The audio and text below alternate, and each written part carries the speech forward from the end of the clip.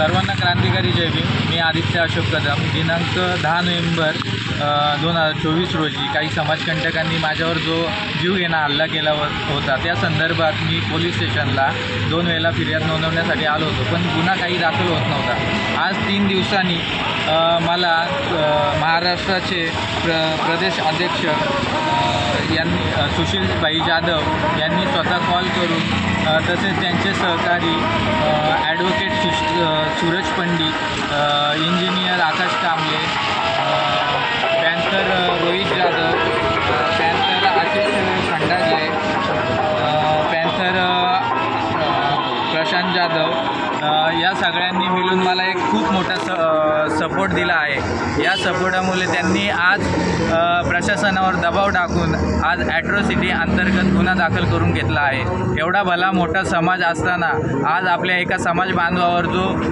हल्ला होत आहे, यापुढे आपल्या समाजावर असा हल्ला होऊ नये यासाठी सगळ्यांनी सरसावून पुढे येणं गरजेचं होतं। पण आज मी पाहतो काही लोक निवडणुका लागल्यामुळे पैशाच्या लाचारीपोटी आज आमदाराच्याकडे मुजरा करायला जात आहेत।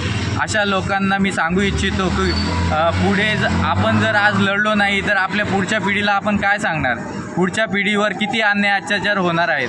तर मी तुम्हाला विनंती करतो की पुन्हा असं वागू नका, समाज म्हणून एकत्र या। निवडणुका येतात राहतात, आमदार वगैरे काय आपल्याला पोसायला येणार नाहीत। आपल्या मुलाबालांचं भवितव्य घडवणं आपल्या हातात आहे। पुढच्या येणाऱ्या पिढीला आपण कसं सहकार्य केलं पाहिजे, एखाद्या समाज बांधवावर जर असा अन्याय होत असेल तर नक्कीच ठामपणे उभं राहिलं पाहिजे। आज मला या 5-6 भावंडांनी जी मदत केली आहे, मी याचं आयुष्यभर ऋणी राहील आणि मी समाजामध्ये खूप जोमाने काम करील आणि त्यांच्यासोबत त्यांनी जेव्हाही मला आवाज देतील तेव्हा मी अर्ध्या रात्री त्यांच्यासोबत उठून जाईल। धन्यवाद।